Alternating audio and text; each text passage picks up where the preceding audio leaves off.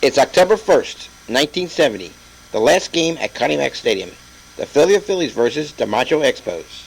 After 8 innings, it's Philadelphia 1, Montreal nothing. Is getting ready to go, waiting for some of the spectators to get onto the field, because this is a very important ninth inning coming up. Lurch has pitched a magnificent three-hit game up to this point. Rich Day will be leading off, followed by John Beekman and Bobby Ryan. And the battle is on for fifth place in the East. Lurch pitched out of a tremendous jam in the eighth inning. He had the bases loaded with only one out. He ran a full count to Bailey. He was even behind 3-0, and he finally struck Bailey out. He gave him a breaking ball. And then he got Bailey, and Lurch had to make a super play, coming on a high chop to the third base side of the mound. He grabbed the ball barehanded, and he cut down Bailey. So the Expos trail by 1. Here's Rich Day. He has 1 hit. He's a center fielder for the Expos, and there's a pop-up. Boa, the shortstop, backpedaling. He's getting under, and Boa left it up. One down here in the ninth. The game is on the line now, and we welcome the people along the Houston Baseball Network who are joining us right now as Connie Mack Stadium is about to go by the board. Philadelphia will have a $50 million stadium next year. It'll be the biggest stadium in the National League. And a wonderful crowd on hand. All right, set to go. Bateman is the batter. 1 down. Young Lurch from Colorado delivers, and there's a line drive to left field. Strong, can he get it? Nope. It is in front of him. He tried to trap the bat, and he's pretty lucky he blocked it. So it's a base hit. Bateman has been very tough on the Phillies, not only in this series, but all during the year. Bobby Ryan is coming up, but Alfred Phillips is coming in to run for Bateman. This is Barry Sam along with Bill Campbell and Rick Ashburn from Connie Mack Stadium. Well, we haven't got a problem here now with the fans running on the field. I think when the game's over, it might really become a major factor. You have to play that by ear, but there are fans on the field even while the players are performing here. I do understand there are about 300 officers here trying to keep everybody in hand. All right, Bobby Ryan is going to bat. 1 out and 1 on. Ryan has 1 hit. Here's a line drive to right center. It's going to be in there for extra bases. And Alfred Phillips is going to score. Here he comes, heading home, and he's going to make it as Bobby Ryan, who used to be with the Phillies, has just tied the ball game. Phillips has wrapped in, and Bobby Ryan gets a 2-base hit and a run batted in. So the game is all tied. 1 run in the ninth, and here comes Frank Cortese. Slowly moving out. The officers are trying to keep the fans in the stands, and so far so good. Cortese has had Selma and Short at various times in the bullpen, and it looks like he's going to make a switch right here.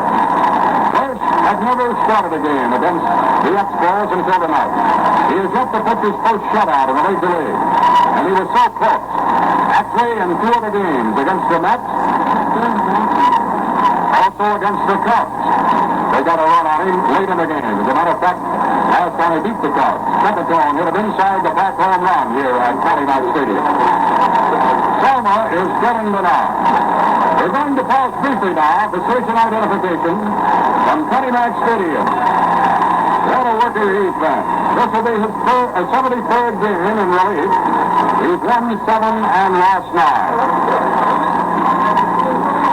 Selma enters, and we want to see who's coming off the bat now.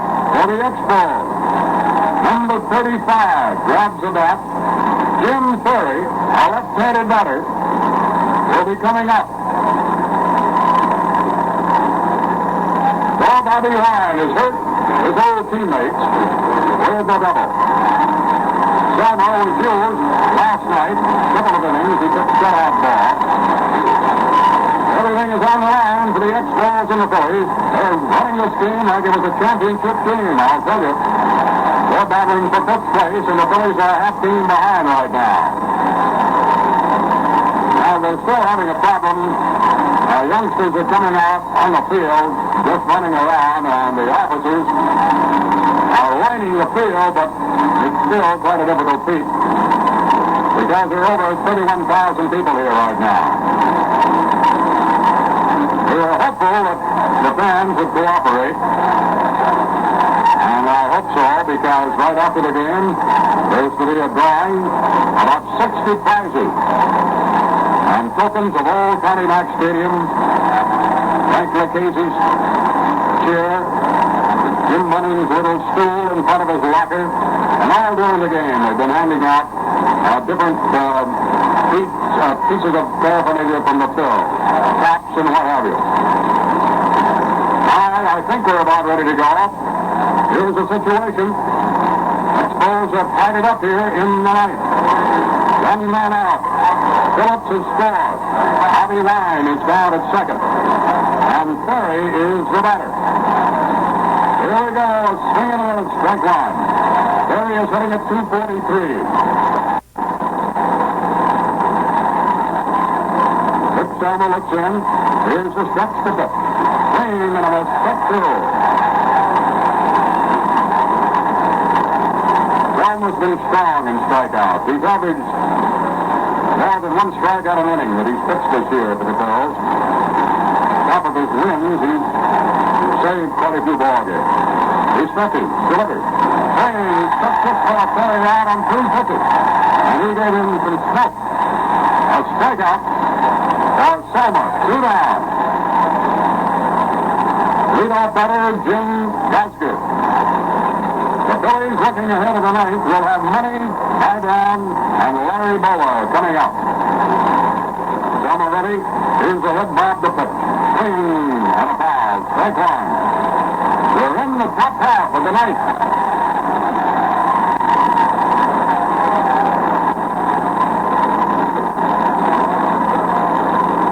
Everything is over, of course. Everyone knows that the Pirates have won of the East, Cincinnati in the West. They meet Saturday and Sunday in Pittsburgh.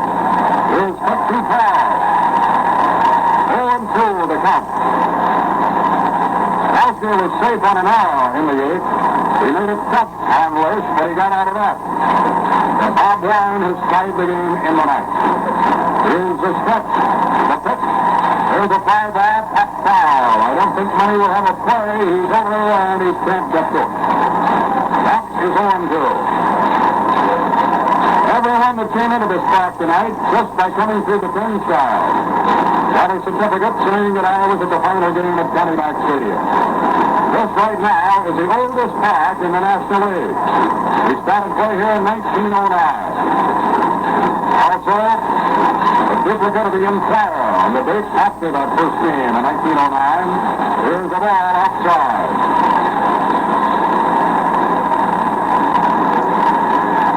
It's been a big crowd, the biggest for the Phillies of the year. It's been a noisy crowd. The pitch. Just missing. The Tyler can't believe it. He thought it could be a strikeout, but it's ball two, says John Kibler. 2-2.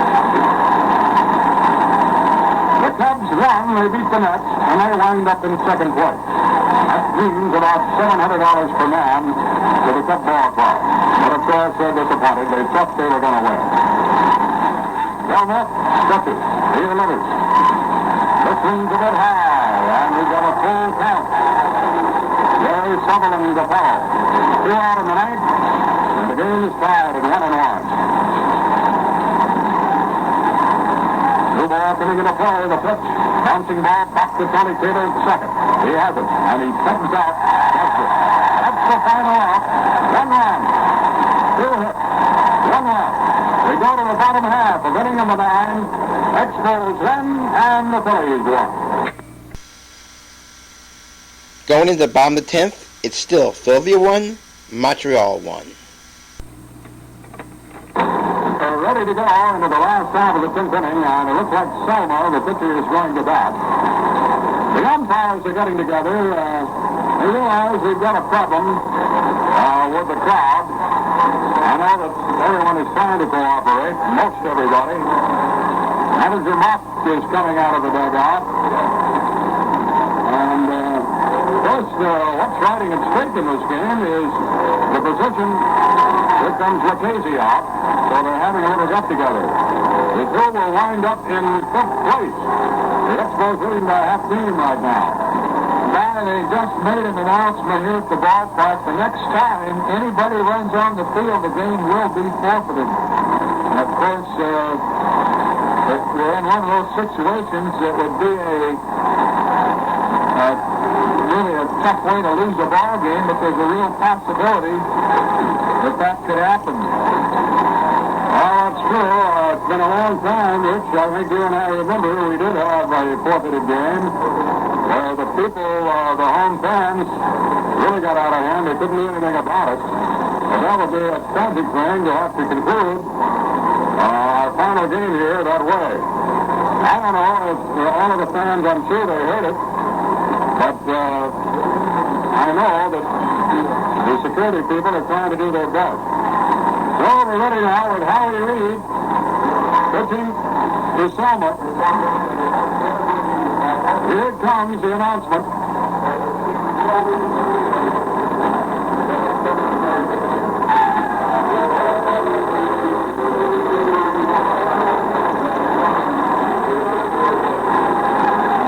People have been running on the field, and they've just let them know again that the teams are going to leave the field. All right, Selma's up. He swings and he misses, strike one. Lurch was in this game and had it, and he's up 1-0 until tonight. Selma right-handed batter. The pitch, swing and a miss, strike two.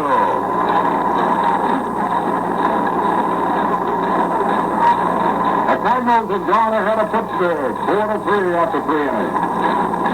Now the pitch, swing, and Selma's out. 3 pitches, 3 swings.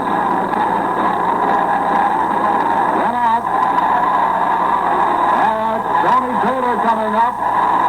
Tony's getting a hand every time up there. Now Tony's been a wonderful ball player. Credit to this community. He came to the Phillies in 1960. And what a year he's had. No hits for him. He did get on, and he scored in the 3rd inning. All right, Reed delivers. High, ball 1.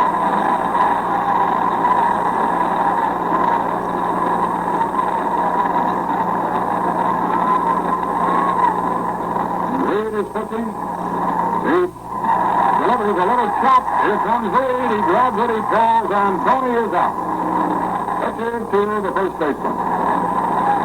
Well, Tony's batting mark, of course, is sliding a little bit. He's 0 for 5. One in the game batting at 304. Here's Timmy McCarver coming up. 2 down. We're in the last half of inning number 10.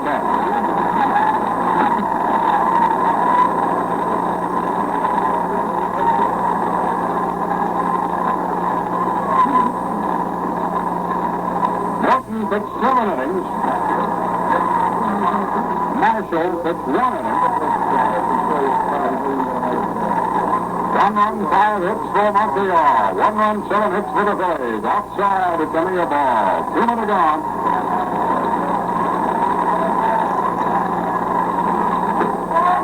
Now the pitch. Pitch high and outside. 2-0. Coming in the 8th inning. And a full count. That was against Marshall. He fouled off quite a few pitches. Finally bounced out. There's a flip out into the left center, a hit. He didn't hit it hard, but he got it in an open spot. Single. Good with 2 down. Phillies on the base runner, and here comes Oscar Gamble. In right field, he has a walk, 1 hit, struck out. Bailey took a base hit away from him, scooping up a ground ball way out to his right.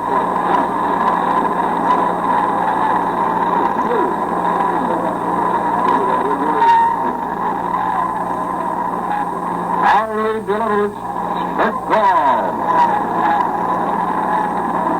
Repeating the biggest crowd of the year, 31,827 looking on.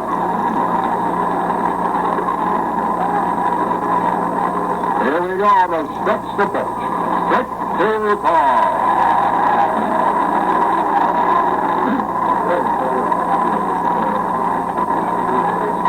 Phillies led 1-0 until the ninth. McCarver drove in the Phillies run. Line drove in the tying run. 2 strikes to Gamble. McCarver takes his lead. Here's the pitch. Wow, the ball. And he is hitting in the number 2 spot, which is a little unusual for him.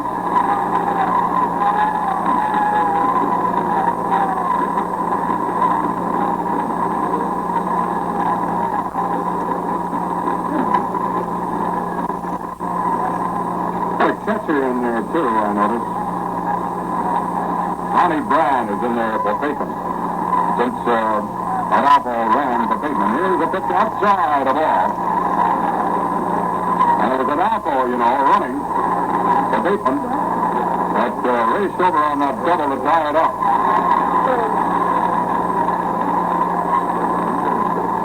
Here's the stretch and the pitch. There goes Tony. Here's the throw. Straight. He made it. Brand made a low throw. It took a half line covering, but he couldn't put it on Tony.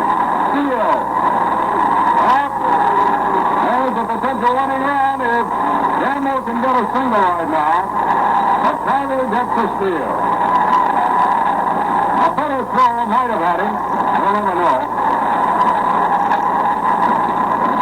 The count, 3 balls and 2 strikes. Second steal of the year from McCarver. Stretch by Reed, the pitch. Here's the ball, Billy, picked down. Here comes from McCarver with it.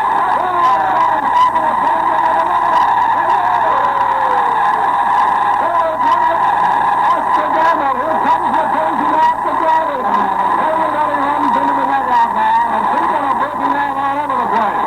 The Phillies have won it in the 10th inning. Oscar Gamble's up the middle single, and McCarver scores what proves to be the winning run. 1 run, 2 hits. That steal meant something. 1 left.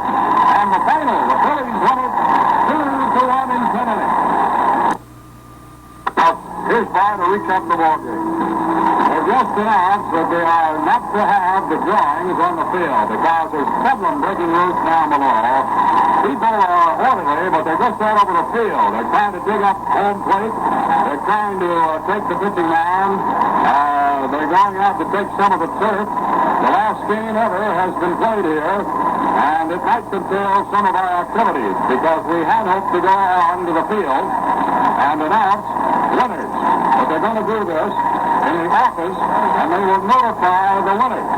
Now here we go over the totals. The Phillies win with 2 runs, 9 hits, 2 errors, and 9 left on. The Expos, 1 run, 5 hits, 1 error, and 9 left on. The game is played in 2 hours and 46 minutes. It's the 3rd time the Phillies have beaten the Expos in overtime. Nick Salma is a winner, picking up number 8. Lurch pitched a wonderful game. The game that he didn't get some credit. Carl Morton pitched very well. Then Marshall and Harry Reid is a loser. The last game has been played. The Phillies go ahead of the Expos. The Phillies now beat out the Expos by a half team in the 5th place. Now they're taking the batting cage. I don't know what they're going to do with that, but Reds are really pouring. I've never seen too many people on a ball field. And from here, I guess it'll be a little tough even getting home. Well, my whole life, I've never seen anything like this. There was partial canvas on the field. They're tearing that up. They're tearing up the rubber coaching boxes. The mound is going out. The batting cage is being dismantled in center field. There are seats loose all over the place. There's thousands of people on this field. And, of course, the crowd is completely out of hand. There isn't anything anybody can do at this point to keep things under control. Right now, we'll pause. Never forget this last night. Of course, a very tremendous crowd. We're having impromptu gatherings out in the infield and outfield. People are generally just rattled out there. The turf is coming up. The foul lines are coming up even. There's home plate in the pictures of it. They're still working on that. Whoever put those in must have done a pretty good job. Originally, they were going to have a helicopter land here and pick up home plate and take it to the new stadium. But that home plate is going to be long gone by the time anybody gets here at the ballpark. Finished fifth, and Montreal, of course, finishing last. There was a real danger this game might have been forfeited at one time, but a touch base hit by Oscar Gamble after a single and a stolen base by Tim McCarver, and the Phillies win it 2-1. Well, Rick, I was downstairs for the last 3 innings while you and Bob were up here, and Bill Giles and I were standing in the dugout with him crazy, and we just knew that there was no way you were going to be able to control this crowd and keep it off the field. And it's a physical impossibility to have the drawing for all the prizes. There's just no way to do it. Almost every spot on this field is occupied. There must be 10,000 to 12,000 people on the field. There are still many thousands of people in the stands. The post-game award ceremonies are off. And there will be a drawing tomorrow. Rich is writing me this. A drawing tomorrow morning. And I guess the winners will be notified by mail. Okay, Whitey, that's the way we're going to handle that. Now, as Rich told you, we're going to sign off along our network and then come back on along our two-station WCAU. And we'll get into the process of signing off right now. It's a tremendously dramatic closing to a thrilling night here at Connie Mack Stadium. I was in the clubhouse when Barry Roach came in after Warren got the double to tie the score in the eighth, and you never saw a more dejected young man in your life. But Lucchese and everybody connected with the operation will remember the great job this young right-hander did. Going out here in a very, very tough ball game, a game the Phillies had to win, and he just pitched his head off and did a tremendous job. And then, of course, with his cylinder coming out of the bullpen, as he's been doing all year long, and nailing it down. And the stolen base by McCarver, a big play, and Oscar Gamble with a base hit up the middle. They might have had a play on McCarver at the plate in the center fielder day, bobbled the ball momentarily, and that was that. And Lucchese came tearing out of the dugout, running through a couple of hundred people to get to Gamble, which is calculated. So a barn burner, a killer, any way you want to describe it, and the Phils have locked up fifth place in a very thrilling ball game. Last one ever at Connie Mack Stadium, 2-1 over the Montreal Expos, and the Phils will finish in fifth place.